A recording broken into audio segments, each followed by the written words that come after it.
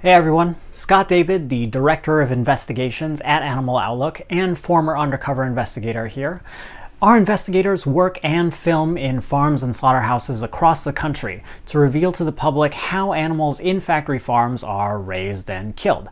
But today I'm here not with an investigation video, but with something markedly different. See, I'm a big fan of comics, anime, games, those sorts of things, so I want to make a series about how pop culture intersects with animal welfare, animal rights, and how we treat the environment as a whole. So today we're going to be going over a new game in a series that first emerged in the 90s for the N64. A new game came out in 2021 for the Switch, appropriately named New Pokemon Snap. The Pokemon Snap series is basically an on-rails shooting game series, but instead of using a gun, you snap pictures of Pokemon with your camera.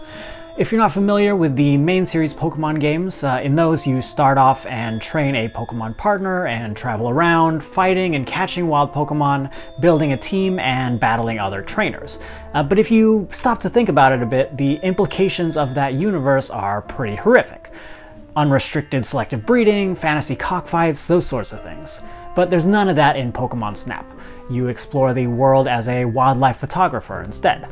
You travel around the Lentil region to different sorts of ecosystems like forests, deserts, or coral reefs, and try to get pictures of Pokemon. Today I'll go over your vehicle and movement, then 3 tools you can use in-game, as well as the leveling system, so I can relate those things to real-life interactions between people and animals. Let's get started. Let's begin with your in-game transportation, the Neo 1. While traveling, you stay completely within the Neo 1, a little Pokeball-shaped vehicle which is slow-moving when it's not teleporting, and floats in the air, even over water or lava. The Neo 1 moves on predetermined routes that the player can't really control except for some branching paths. It's basically like a theme park attraction. And a hypothetical, real-life Neo 1 seems like it might be good at minimizing environmental impacts. You're not crushing anything underneath tires or creating new trails, and having only preset routes gives animals more safety, as there are now places that can remain wild. And since you're slowly floating over terrain, you can also avoid a big cause of mortality in animals: collisions with vehicles. Even large aquatic creatures frequently die from collisions with boats. Each year, about 80 whales die off the US West Coast alone. Now that we've talked about your transportation, let's move on to the first of the unlockable items in the game.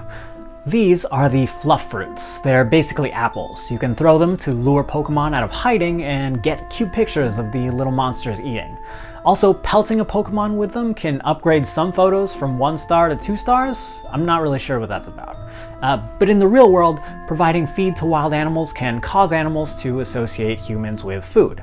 These animals then approach people, which can end up with animals being injured or killed, either by accident or purposely if people start to worry about public safety.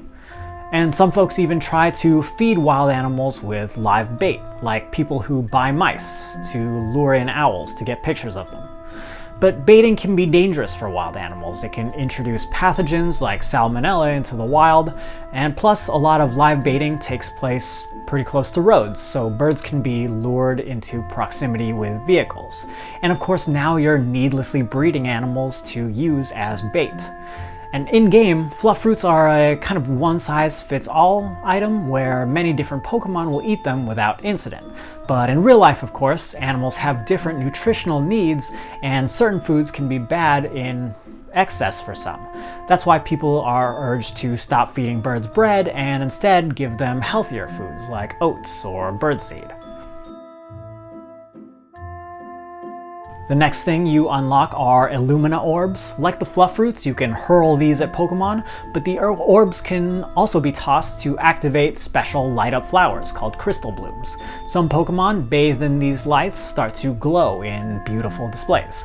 Now, some animals in real life are bioluminescent, right? They glow naturally, but that doesn't mean you should be deliberately introducing additional lighting to a real environment like you do in Pokemon Snap. Artificial lighting can either attract or repel animals, leading them to be outside their normal territories, or it could confuse or disorient them. Newly hatched sea turtles can confuse bright lights for the moon reflecting off the water and end up heading away from the ocean. Insects attracted to light often die before morning, either due to exhaustion or being eaten by gathering predators. And birds may be attracted to lights and end up fatally colliding with buildings. Later on, you can start to play music for Pokemon using the melody player. The music can wake Pokemon up or cause certain ones to start to dance. It's a concept not unlike the Poke Flute in other games. Unsurprisingly, blaring music at wild animals isn't really something you should be doing. Noise pollution can cause animals to leave territory in search of quieter places and can disrupt normal behaviors. Loud noises like the sonar used by submarines, for example, can be very dangerous, especially for animals like whales and dolphins. These animals have sensitive hearing, and sonar can interrupt their feeding or resting. Sonar is actually thought to be one of the major causes of whale and dolphin strandings.